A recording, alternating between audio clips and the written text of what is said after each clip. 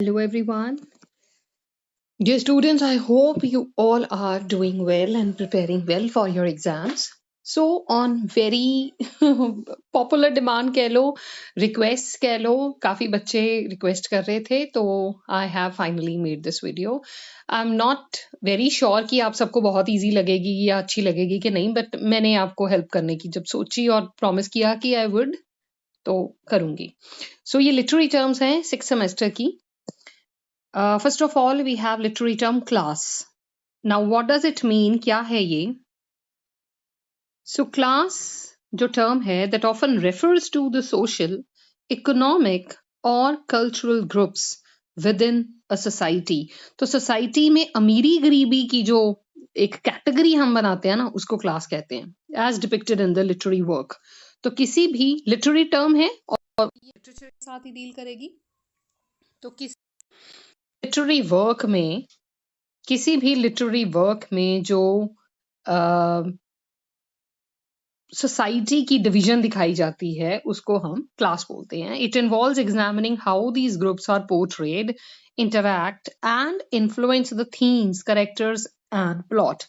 तो मान लीजिए स्टोरी में एक अमीर घराने की लड़की है और गरीब घराने के लड़के के साथ उसकी फ्रेंडशिप हो जाती है, तो अक्सर कहा जाता है कि तेरी क्लास मैच नहीं होती है ना.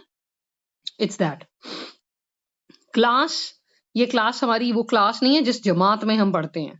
Class in literature often highlights the division with in society. तो क्लास का मतलब अक्सर होता है division in society. So class often highlights divisions within the society such as the working class, middle class, upper class. तो ये सबसे easiest चीज है याद रखने के लिए कि class term का मतलब क्या है. These divisions are frequently based on wealth, occupation, education and lineage. मतलब किस घराने को belong करते हैं. So बहुत सारी examples, definitions हैं हमारे पास इसके लिए. Class struggle is a recurring theme. तो अक्सर class struggle आता है कि कैसे गरीबी की वजह से कोई character struggle कर रहा है. Especially in the works influenced by Marxist ideas. इसकी examples देख लीजिए. The stories may focus on the tension between wealthy elite and the oppressed poor. For example, Oliver Twist by Charles Dickens. तो ये एक example है जहां पे आप ये class struggle इस novel में देख सकते हो. Few more examples are there. So I'm just skipping some material ताकि आप जो gist है वो आपको पता रहे. The Great Gatsby shows the differences between rich and the poor people in 1920s. Oliver Twist एक और example है आपके पास. Wuthering Heights is another example.